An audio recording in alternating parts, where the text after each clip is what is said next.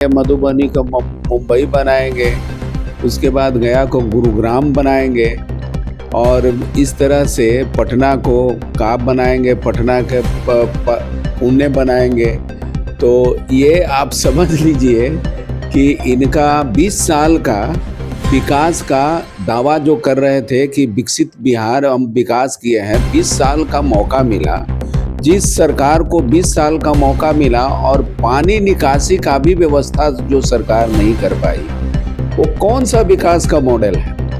चकाचक बोर्ड लगा करके, होर्डिंग लगा करके, प्रचार करके ये बैतरनी पार करना चाहते हैं, ये सरकार बनाना चाहते हैं, बहुमत हासिल करना चाहते हैं। इस बार जनता समझ गई है, इनकी हकीकत समझ गई है जनता कि ये कुछ नहीं, केवल ये विज्ञापन की सरकार है। रुपया खर्च करके मीडिया को अपने पक्ष में लेकर के ये विज्ञापन करने वाली सरकार है। माले विधायक महानंद सिंह है हमारे साथ। सर, सबसे पहले तो इस साल विधानसभा चुनाव है, आपकी पार्टी की क्या कुछ तैयारियां चल रही है जमीनी स्तर से? जमीनी स्तर पर हम लोगों का जो तैयारी है वो तैयारी चल रही है। जनता के बीच, जनता के सेवा करना, हमेशा जनता के बीच रहना, जनता के सुख दुख में खड़ा रहना, उनके समस्याओं को लेकर आंदोलन करना, उनके सवालों को लेकर तत्पर रहना, ये सब जो काम जो रोजमर्रे का काम हमेशा का रहा है वो हमेशा रहा है। उस हिसाब से हम लोगों को 40 सीटों पर इस तरह की तैयारी हम लोगों की चल रही है। पटना में अभी बहुत सारे ऐसे सियासी मुद्दे हैं जिसमें से अभी फिलहाल पटना में 10 से 12 घंटे की बारिश आपने देखा होगा, पूरा पटना जलमग्न हो गया है। और नगर निगम हमेशा दावा करती रहती है और हर जगह स्वच्छ पटना का और चकाचक पटना का जो है वो बोर्ड लगाई हुई है, तो इस पर क्या कहेंगे? पहले तो अभी मोदी जी आके घोषणा कर दिए मधुबनी को मुंबई बनाएंगे, उसके बाद गया को गुरुग्राम बनाएंगे और इस तरह से पटना को काब बनाएंगे, पटना के पुणे बनाएंगे। तो ये आप समझ लीजिए कि इनका 20 साल का विकास का दावा जो कर रहे थे कि विकसित बिहार हम विकास किए हैं, 20 साल का मौका मिला। जिस सरकार को 20 साल का मौका मिला और पानी निकासी का भी व्यवस्था जो सरकार नहीं कर पाई, वो कौन सा विकास का मॉडल है? ये इनका अस्पताल का हाल वही है, ड्रेनेज का हाल यही है, भारी लूट है, हर विभाग में लूट है। तो इसका तो नतीजा होना ही था। थोड़ा सा पानी पड़ा कि असली चेहरा, विद्रूप जो चेहरा था इनका सामने हो गया। संकट जो था यहाँ का वो सामने दिखाई पड़ने लग गया। इसलिए ये नकारा सरकार 20 साल में केवल लूट खसोट की सरकार है।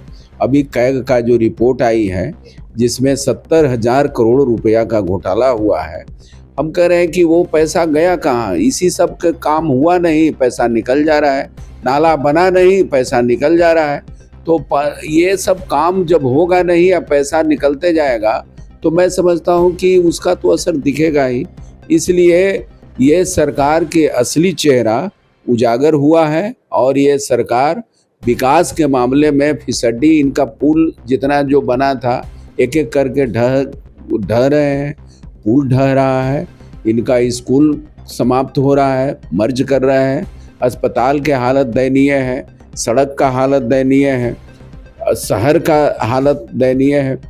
शहर में केवल चकाचक बोर्ड लगा करके, होर्डिंग लगा करके, प्रचार करके ये बैतरनी पार करना चाहते हैं, ये सरकार बनाना चाहते हैं, बहुमत हासिल करना चाहते हैं। इस बार जनता समझ गई है, इनकी हकीकत समझ गई है जनता कि ये कुछ नहीं, केवल ये विज्ञापन की सरकार है। रुपया खर्च करके मीडिया को अपने पक्ष में लेकर के ये विज्ञापन करने वाली सरकार है। जमीनी हकीकत कुछ और है।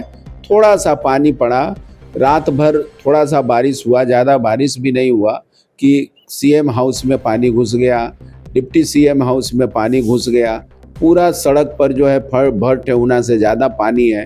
तो पटना कैसा पटना आप बना रहे हैं?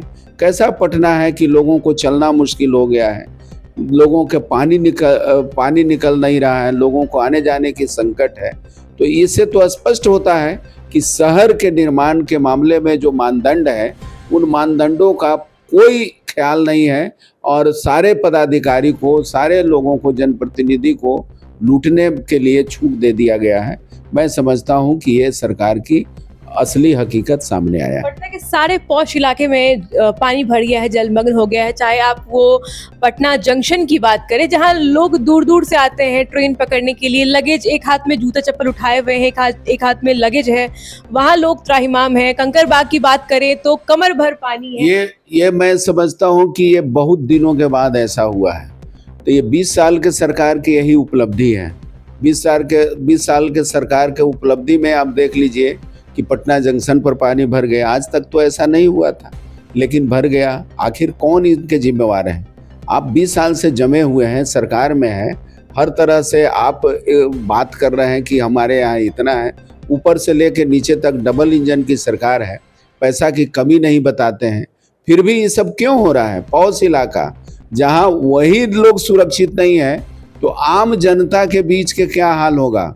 हम समझते हैं कि गरीब टोला में जाकर के इसका कोई फुटेज नहीं लिया गया होगा। वो गरीब लोगों के स्थिति तो और नारकीय है। मैं समझता हूँ कि ऐसी स्थिति में जहाँ रह रहे हैं वहाँ भी सुरक्षित नहीं है, वहाँ भी जल निकासी का कोई व्यवस्था नहीं है। तो ये सरकार का कोई रोड मैप नहीं है, कोई विजन नहीं है, विकास का कोई तरीका नहीं है, केवल लूटने का धंधा अपना के रखे हुए।